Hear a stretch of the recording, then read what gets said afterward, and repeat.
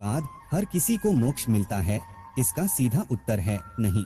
इनमें से कुछ ऐसे भी होते हैं जिनकी आत्मा सदियों तक पृथ्वी लोक में ही रह जाती है। इसका कारण है कि उनकी अकाल मृत्यु हो जाती है। आपने कई बार देखा होगा कि आए दिन लोग सड़क दुर्घटना या फिर किसी आपदा का शिकार हो जाते हैं और अपनी जान गंवा बैठते हैं। ऐसी मौतों को धर्म शास्त्रों में अकाल मृत्यु कहा गया है। अकाल मृत्यु वह स्थिति है जब शरीर तो नष्ट हो जाता है लेकिन आत्मा संसार में ही बनी रह जाती है। लेकिन सवाल यह उठता है कि आखिर ऐसा क्यों होता है? अकाल मृत्यु के पीछे क्या कारण होता है और उसके बाद आत्मा का क्या होता है? आज के इस प्रस्तुति में हम इसी के बारे में विस्तार से जानेंगे। इस प्रस्तुति में हम जानेंगे कि अकाल मृत्यु क्यों होती है, अकाल मृत्यु के बाद उस आत्मा का क्या होता है, अकाल मृत्यु कैसे होती है, अकाल मृत्यु से बचने का मंत्र क्या है, आत्महत्या को पाप क्यों माना गया है। इसीलिए इस वीडियो को पूरा देखें।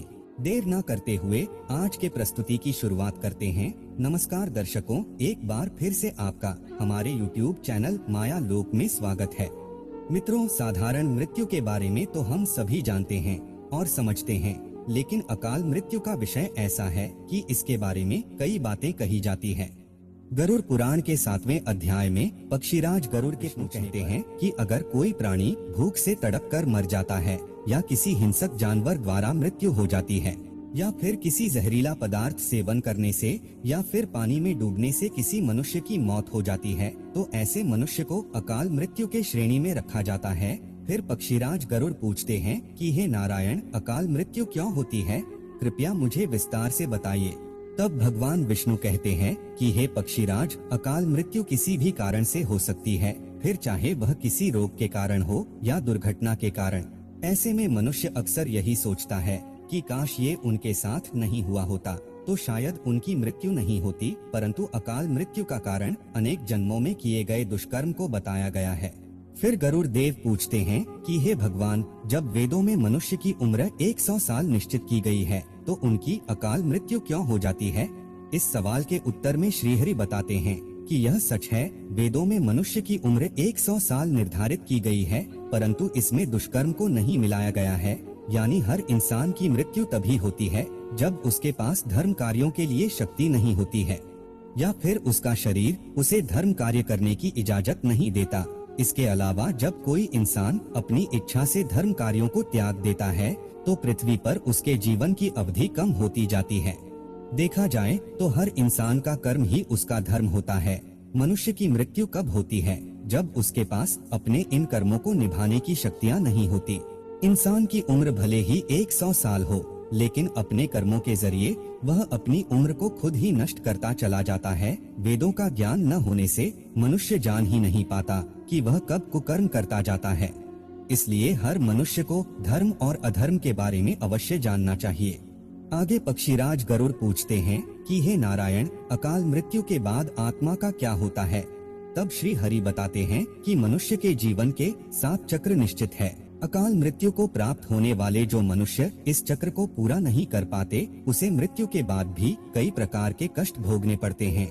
दरअसल अचानक ही मृत्यु होने की वजह से मनुष्य की इच्छा, कामना और तृष्णा बनी रहती है जो कभी पूरी नहीं हो पाती। ऐसे में शरीर तो नष्ट हो जाता है लेकिन आत्मा का मोह नहीं छूटता। इस स्थिति में अकाल मृत्यु वाली आत्माएं अपने परिजनों या जीवित लोगों को कष्ट पहुंचाती हैं और अपनी मनोकामनाएं पूरी करने का भी प्रयास करती हैं।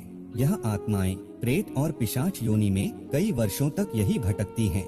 आगे श्री हरि बताते हैं कि प्राकृतिक मौत से मरने वाले मनुष्य को 13 या 45 दिन में दूसरा शरीर प्राप्त हो जाता है। वो आत्मा प्रेत योनि से मुक्त होकर अपने कर्म तथा अगले जन्म के लिए यमलोक पहुंच जाती हैं। जबकि अकाल मृत्यु में व्यक्ति भूत प्रेत, पिशाच, कुष्मांडा, ब्रह्म राक्षस, बेताल और छत्रपाल योनि में भटकता रहता है। उनकी आत्मा को आसानी से शांति नहीं मिलती। फिर आगे पक्षीराज गरुड़ पूछते हैं कि हे भगवान, आत्महत्या पाप क्यों है? तब श्री हरि बताते हैं कि अकाल मृत्यु में आत्महत्या को सबसे निचले दर्जे पर रखा जाता है। आत्महत्या करना सबसे बड़ा पाप है। ग्रंथों की दृष्टि से यह आत्महत्या ईश्वर का निरादर और अपमान है। आत्महत्या करने वाले मनुष्य की आत्मा पृथ्वी लोक पर तब तक भटकती रहती है जब तक कि वह प्रकृति द्वारा निर्धारित अपने जीवन चक्र को पूरा नहीं कर लेती, ऐसी आत्मा को ना तो नरक लोक में जगह मिलती है और ना ही स्वर्ग लोक में। आत्मा को मरने के बाद भी सबसे कष्टदायक स्थिति से गुजरना पड़ता है। यह आत्माएं अपनी तमाम इच्छाओं की पूर्ति के लिए अंधकार में तब तक भटकती रहती हैं, जब तक कि उनका जीवन चक्र पूरा नहीं हो जाता। क्योंकि यदि मनुष्य आत्महत्या करता है तो उसके कर्म और उस शरीर का ऋण पूरा नहीं होता, इसलिए आत्महत्या नहीं करनी चाहिए। मित्रों, आत्महत्या करने वाली आत्माओं के कष्ट को तो नहीं कम किया जा सकता, लेकिन गरुड़ पुराण में अकाल मृत्यु को प्राप्त मनुष्य की आत्मा की शांति के कई मार्ग बताए गए हैं। आगे गरुड़ देव पूछते हैं कि हे त्रिलोकीनाथ, अकाल मृत्यु वाली आत्माओं की शांति के लिए उनके परिजनों को क्या करना चाहिए?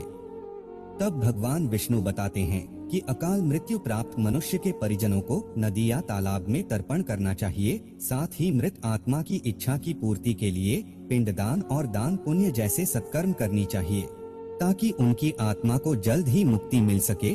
यह सत्कर्म कम से कम 3 से 4 वर्षों तक करना चाहिए, तब जाकर कहीं अकाल मृत आत्मा को मुक्ति मिल पाती है और उनके नए जीवन की शुरुआत होती है। मित्रों, अकाल मृत्यु से बचने के लिए हमें अच्छे कर्म करने चाहिए और दान पुण्य एवं भगवान की प्रार्थना करनी चाहिए, क्योंकि प्रार्थना में भाग्य को बदल देने की शक्ति होती है। इसलिए आप भी पुण्य करें और दूसरों को भी इसके बारे में बताएं। मित्रों, उम्मीद करता हूँ कि आपको हमारी यह वीडियो जरूर पसंद आई होगी।